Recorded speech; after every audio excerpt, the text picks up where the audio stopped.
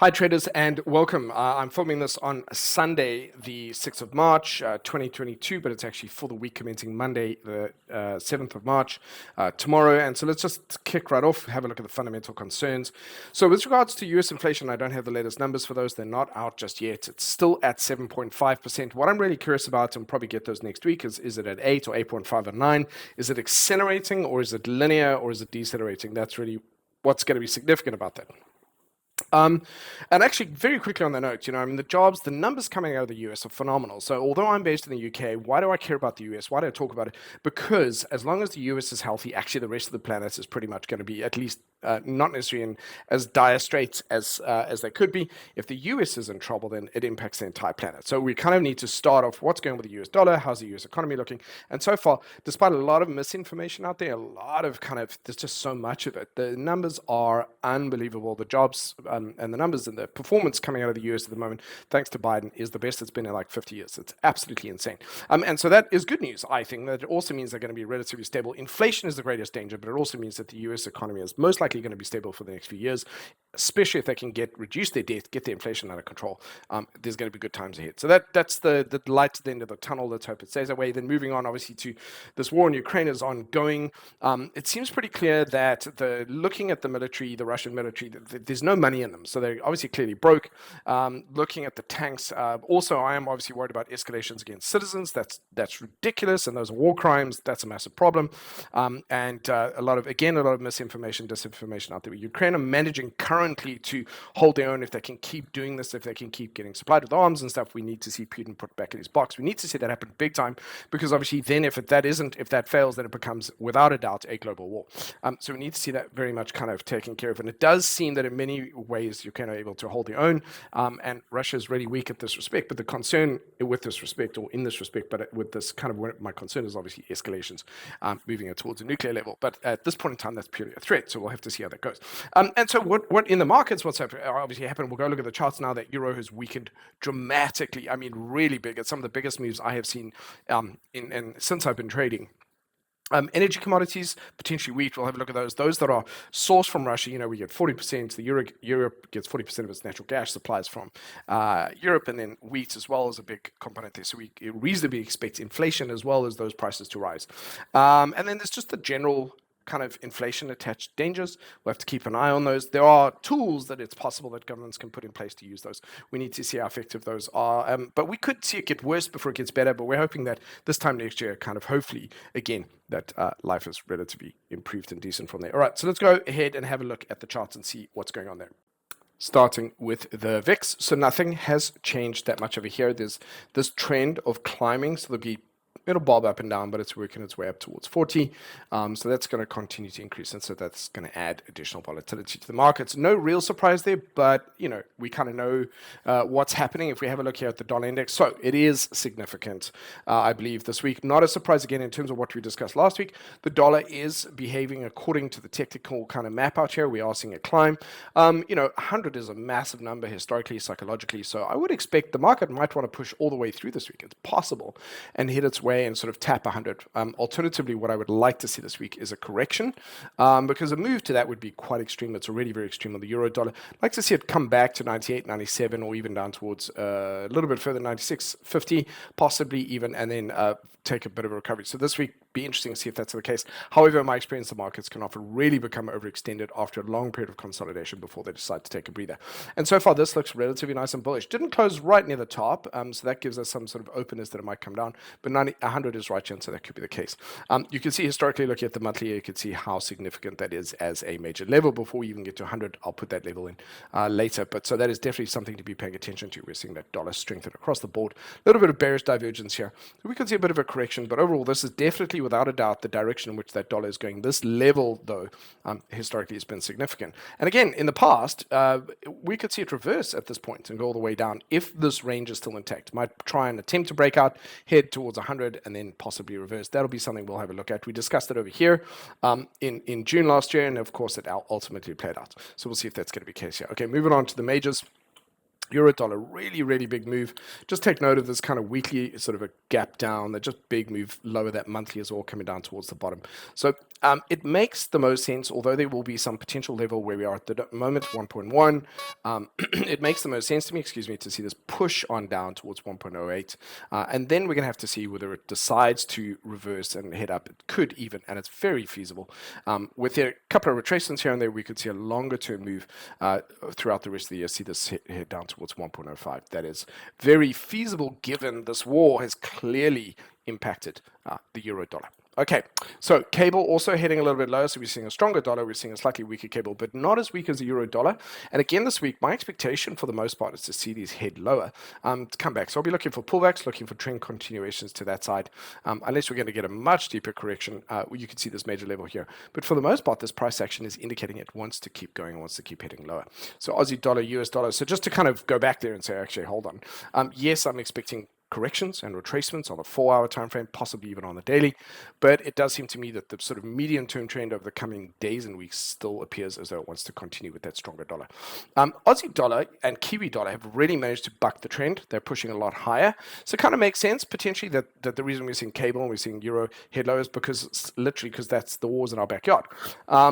And so whereas we're seeing Aussie dollar break a lot higher, it's kind of produced that low. It's still within a downtrend on the month, on that monthly. I might highlight that, and therefore it's coming into an area here around that 0.74 mark where it could not only be overextended and do a correction, could potentially change its trend. Look at that Kiwi dollar, US dollar coming into resistance here. My expectation initially is to see these, and they have been trending beautifully, by the way, to continue to trend up to the upside and test that resistance level. Dollar yen ranging for the most part over the last couple of weeks. Look at that. We've got kind of 1, 2, 3, 4, 5. Okay, so 5 weeks of just kind of consolidation.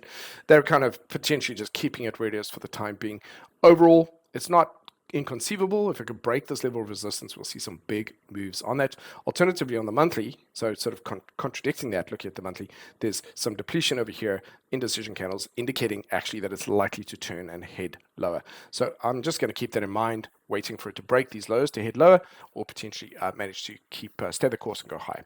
Wow, this is just a mess. Dollar Swissy is just pure junk, not worth trading at any point, and not offering a lot of clarity. It's largely range bound. Looks like it wants to head down. There could be a bit of dollar weakness on that. Just generally screaming, stay away from me. And dollar CAD, we had a look at this. You could see it swinging wildly. Attempts to break out, fail breakout to the downside as well. Even that monthly is doing that. Okay, so not offering a lot of clarity, not really offering a lot of good trading opportunities.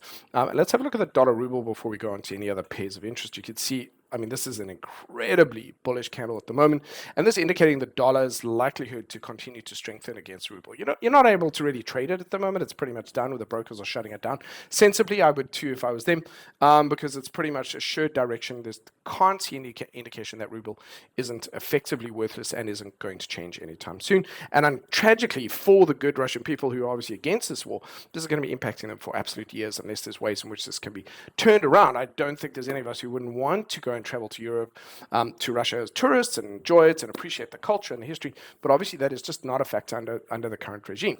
And so this is just not something that fits in the modern world. We are tending towards a democratic world, and there's a lot of fighting from authoritarians who are essentially power hungry, and this is how it's playing out.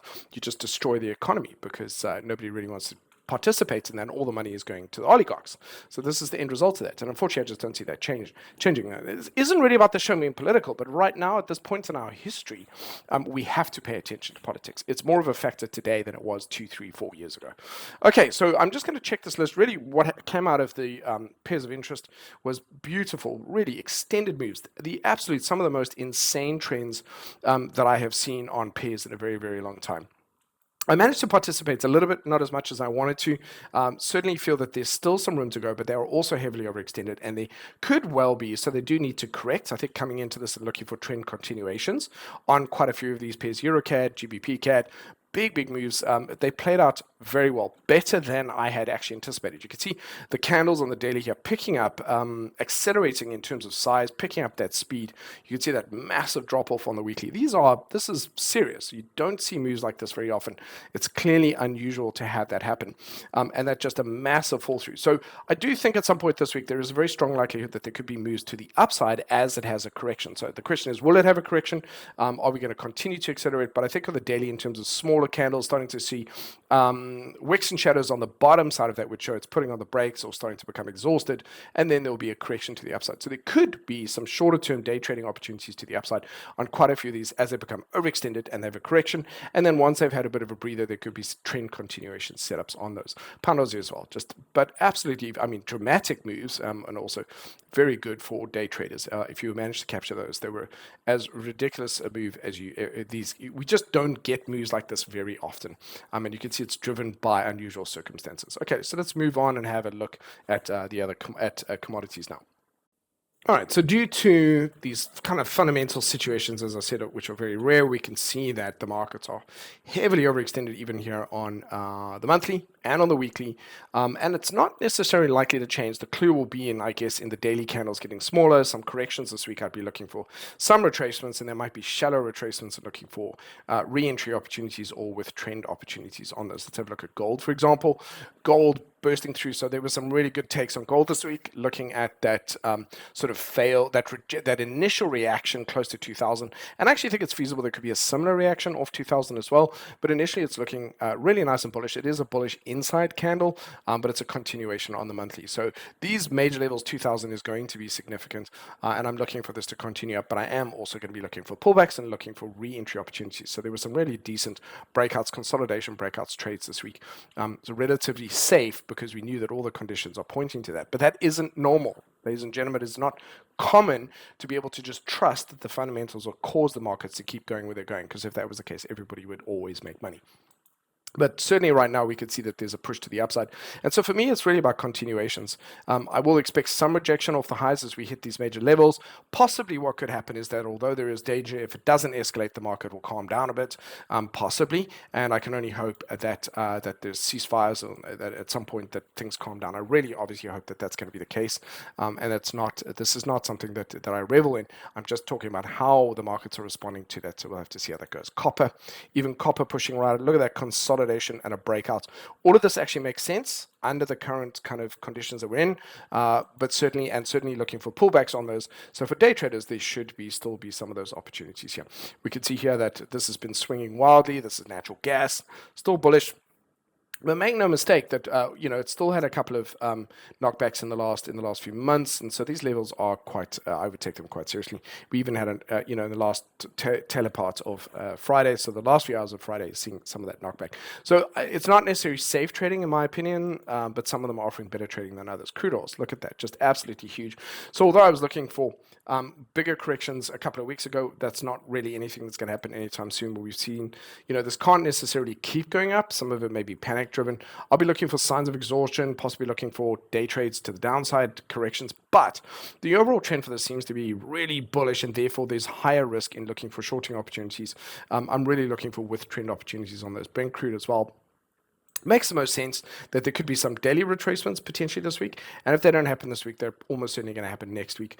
This is not necessarily guaranteed a sure thing. We've seen lots of things in our lifetime, from Brexits to trade wars to all kinds of other things happening, a global financial crisis, and the markets still tend to respect these levels. So I expect that what we're in now, the early stages of what's going on with this war, and therefore we want to see what's going to happen with it.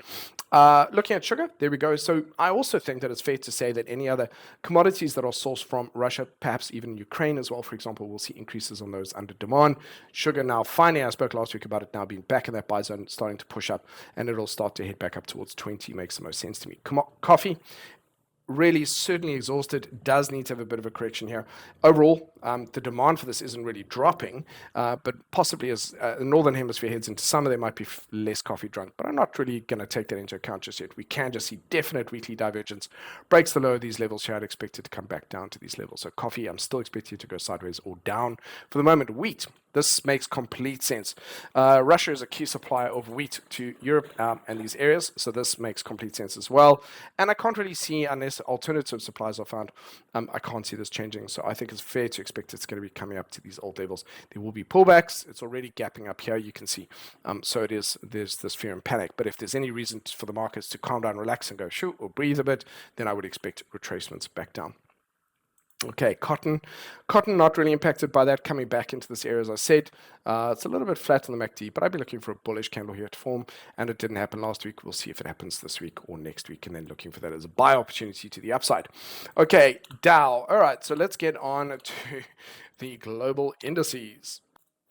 So yeah, it's interesting to me because this war has kind of added, certainly for non-US indices, has added a bit of uncertainty to quite a few of these things. We can see how fragile some of these economies are.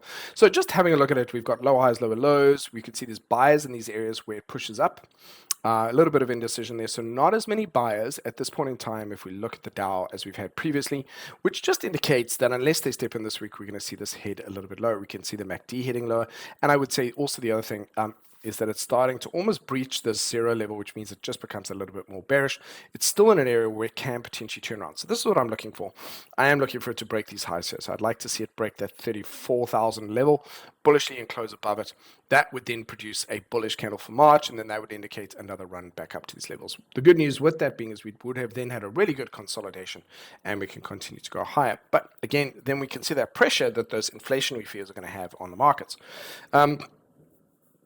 Excuse me, looking at the S&P 500 here, we've got also this major level. So I spoke during the week, I did a post briefly about how this price action desperately wanted to break out. It was in a failed breakout attempt. We're still within this range. We're still above 4,300. We had a really nice weekly candle. We're here. We've got a bit of an indecision candle.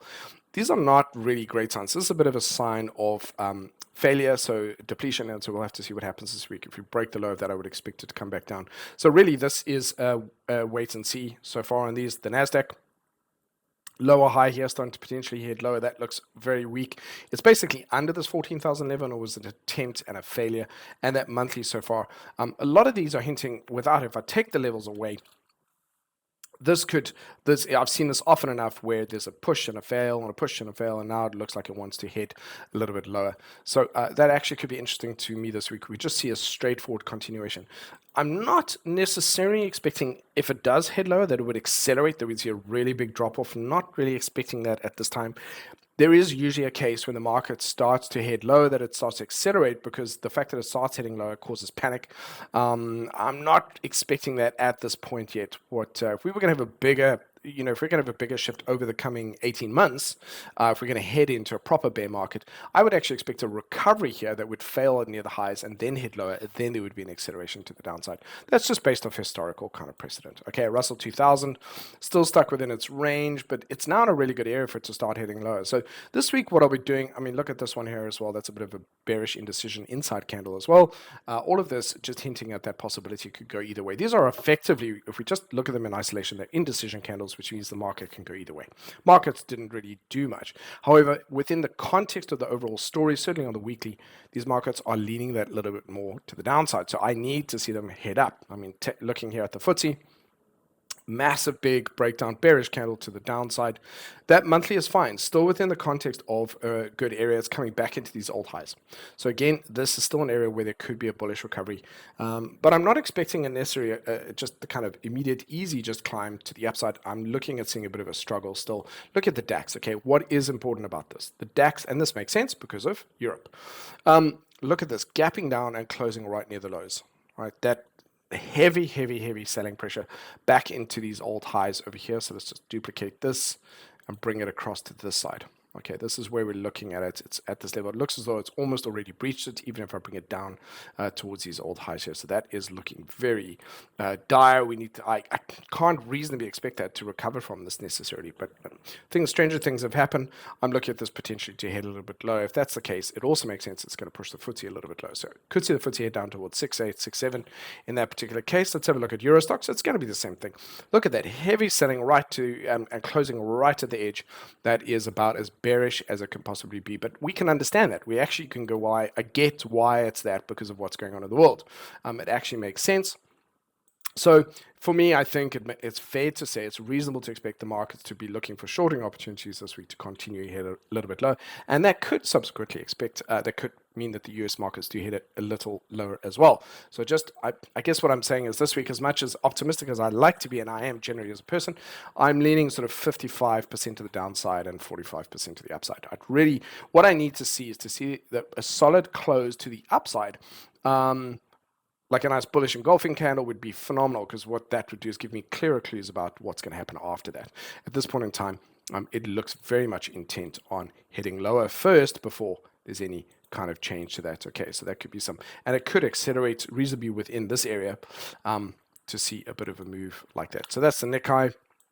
We got the S&P. I mean, I don't know what their story is, because they're not, sorry, this is the ASX out of Australia. So this is an area, exactly. So this is where I was talking about this now, a little bit of a bullish inside candle, and a break and a close above the high could see this start to recover to the upside. So there we go. So taking it all into account, this time around, there are different things going on in different parts of the world, and they're all very dramatic and very serious. We can see some of that impact from Europe potentially impacting US indices. What I was looking for last week was to see a nice bullish candle, to see the seeds, a bit of green shoots, to see a bit of a recovery to the upside. Nothing really showing that just at this time. So again, for me to see that, I need to see some of these daily highs broken, and if these lows are broken, I'll be looking for continuations to the downside. Okay, moving on to shares of interest. So there we go. This makes sense to me. Royal Mail continuing to head lower. It's a downtrend on the monthly.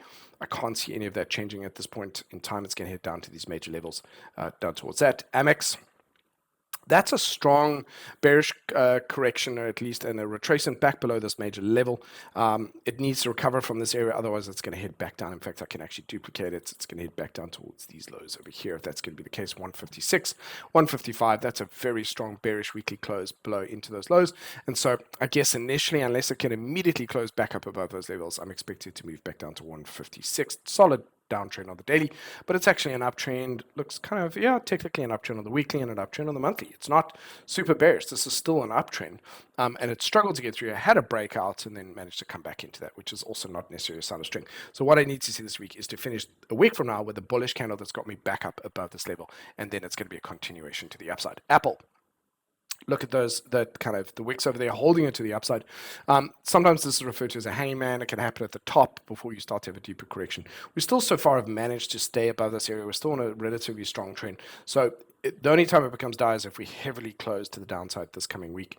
And we are struggling. There's no doubt. Bit of indecision, a bit of a battle. This is going to be that that area. If we break below that, I'll see bigger moves to the downside. ARK Innovation. What's happening with ARK? You can see over here on the weekly, it's just so far, although it started to push back, it wants to push a little bit higher. Exhaustion over there, we managed to close lower here. So no sign just yet on this, that monthly, hinting that there's a very real possibility of it heading down towards 50. Okay, likely to continue. So there's some clues there saying it might head a little bit low. Let's look at AT&T. AT&T are actually doing relatively well, all things considered. Bullish inside candle here, almost a bullish indecision inside candle here. So I'd like to see if we break a little bit higher here overall. But there's not a lot going on here. It could actually head down, it could head up. It's looking a little bit more bullish than bearish. There's just not a lot of significance there. We look at Berkshire Hathaway has managed to break up above these old highs and almost close. Unfortunately, it didn't close above that little high there. That would have been quite a strong bullish sign. And if you look at the monthly candles, this is a story. So we are not really progressing. The sequence of higher candles is not like this, where you go one candle higher, next higher, next higher and higher. What we're seeing here, actually, although they are closing a little bit higher each high, their highs are not much higher. And so usually that indicates, and it's not even necessarily a consolidation, that indicates a little bit of depletion. So there could, I'd have to see a real breakout at this level. It's not looking great so far. It's trying to close a little bit higher. Let's see if it can push a little bit higher, but that's slowing down, actually. BP is starting to fall a little bit lower. Isn't that interesting to me? Because BP, as I understand it, a lot of these companies, Shell, BP, a lot of them are hoarding a lot of the oil now so that they can monetarily benefit from what's going on at the moment. We'll see how it goes. We can see here ExxonMobil pushing out. I mean, that's just doing solid. And that actually makes sense within what we've seen.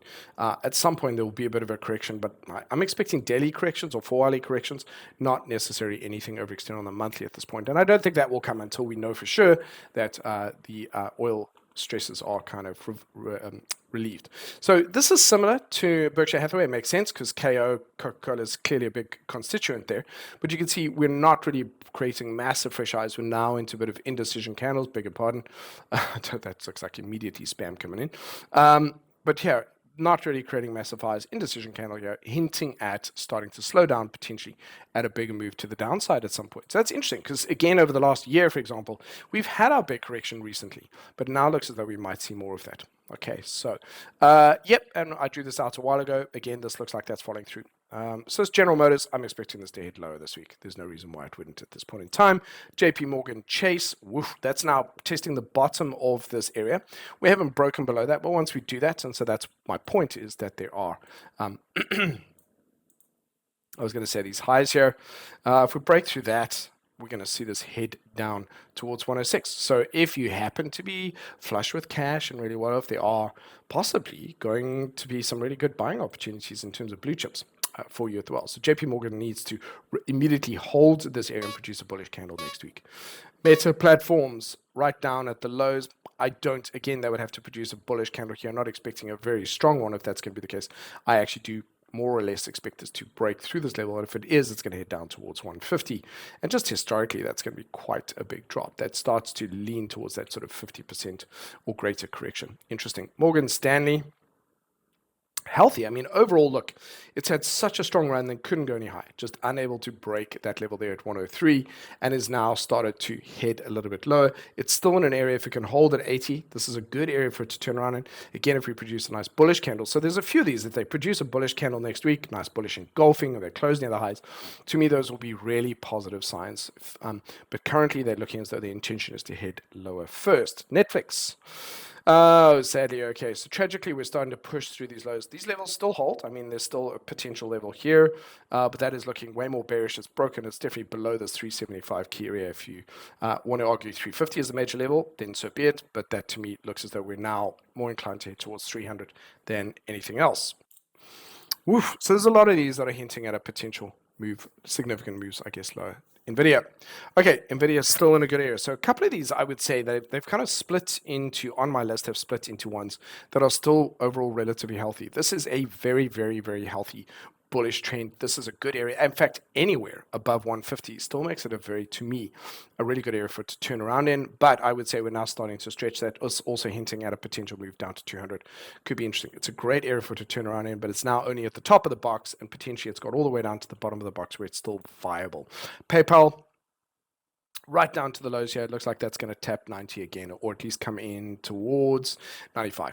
Okay, so that is probably just going to stay where it is for now. Again, wouldn't it be cool if next week could come back and there's a really nice, strong, bullish engulfing candle? So remember that I'm doing this from both kind of wearing two hats at the same time, trading opportunities for the next few days versus what is the significance in the coming months.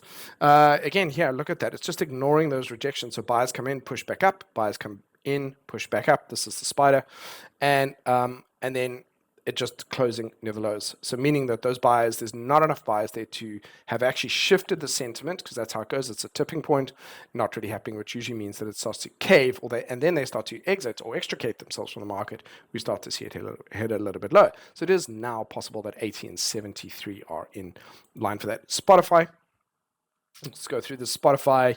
Beg your pardon. Let's go back to that. Spotify almost certainly now looks as though it's broken into this range again, back down towards 109.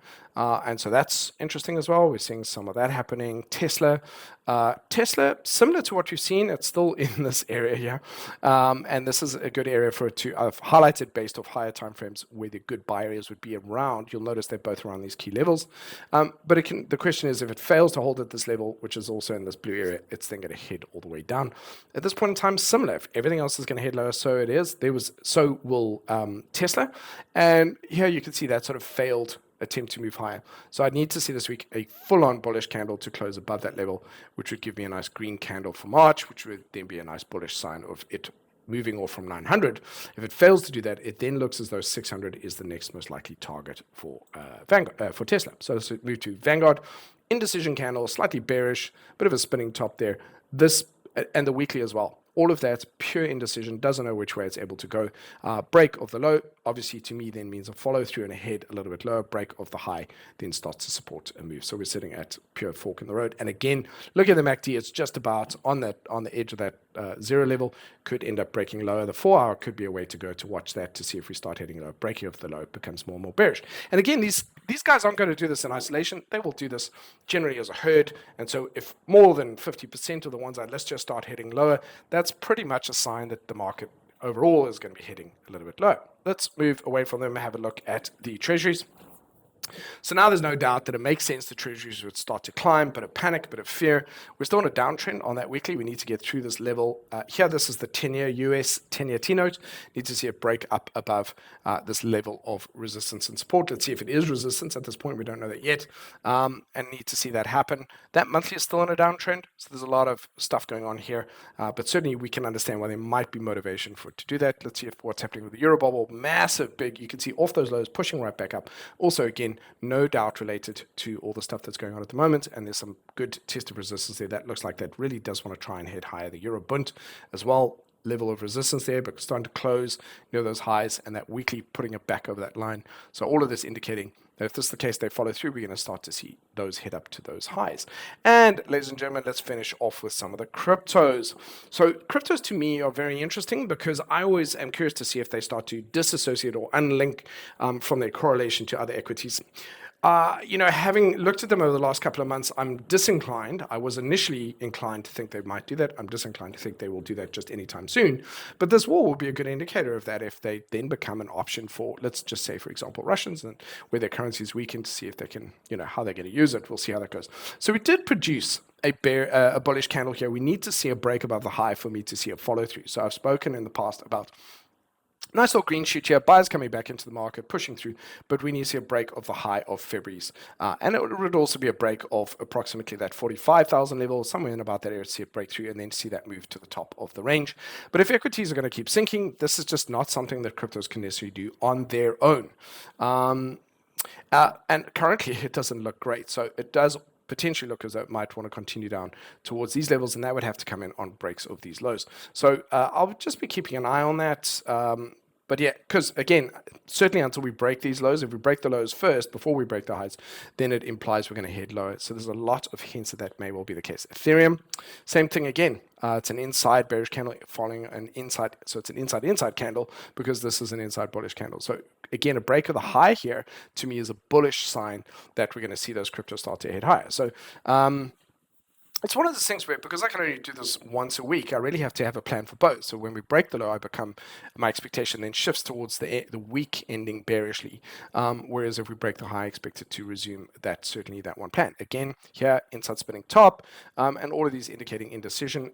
And by the way, these occur at turning points, but this could be a go and a pause and a continuation down, or it could essentially be that. So I need to see the breaks of these highs, which will tell me which way it's likely to go. Solana, okay. Pure indecision, and we're heading a little bit lower, so that's more bearish than bullish at this point in time. I need to, but what could happen? And so here's a great example of what could happen. We push down to the low. This is a hypothetical. Let's just map this out. So let's just say that over the next 1 or 2 weeks, all right, we see the market sink and sink and sink. Then Ukraine is victorious, and someone captures Putin, for example. He's captured, or he gives up. I can't see him giving up. He'd have to be captured, for example. The market, the buoyancy would see the markets finish with really strong, bullish, very optimistic candles, and that would be the turning point we see before things carry on. And then everyone could breathe easier because there should be some global peace for a while. We would see then potentially the market start to recover up to the highs. And the rate at which this war is going, that isn't completely impossible. It's certainly within the top, in my mind, the 4 possible outcomes here. But it's not the top one, but it's certainly within 4 possible outcomes. And so the question is, would it happen this week or next week? And I would, being optimistic, I hope that's the case. And here, looking at Cardano breaking those lows, just potentially hitting a little bit low. So we'll see how that goes. All right, ladies and gents, I think I'm going to wrap it up here. I really don't want to bore you to death. There's a lot to go on. Trade carefully. There is increased volatility in the markets. And there are some times where the market is very clear about which way it's going to go. And there are other times where it's literally saying, yes, I could go either way. And today there's a lot of that. But I'm leaning, as I said, right now, based off this, as much as I want the markets to finish higher, it does look as though we're going to see them potentially get dragged down a little bit, and we'll see if they can recover from that. Please trade carefully, responsibly, manage your risk appropriately, and I look forward to chatting to you next week. Thank you.